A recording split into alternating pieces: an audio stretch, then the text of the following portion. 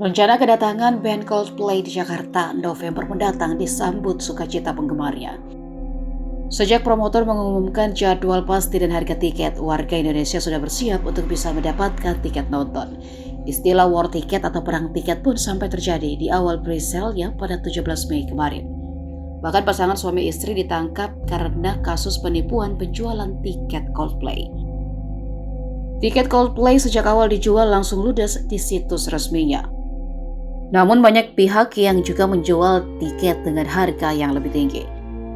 Salah satu yang menjual tiket konser Coldplay di Jakarta adalah Putri Indonesia Inteligensia 2019, Lizzy Joanna. Kini sosok Lizzy pun viral di media sosial karena tiket Coldplay di Jakarta yang ia punya dijual kembali dengan harga 2 kali lipat lebih tinggi. Nama Lizzy juga pun ramai disebut sebagai calo tiket konser Coldplay. Tapi bukannya meredam keributan itu, ia justru memberikan klarifikasi yang tak disangka. Ia bahkan terang-terangan mengungkap jika hidup itu butuh relasi dan semua orang pasti pernah menjadi calo. Ia juga menyebut jika dirinya bisa mendapat tiket dari orang dalam.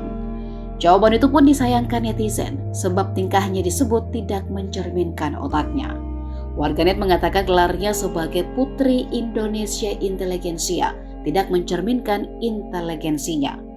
Buntut dari itu, kini kolom komentar di akun Instagram Lizzy Joanna pun dinonaktifkan.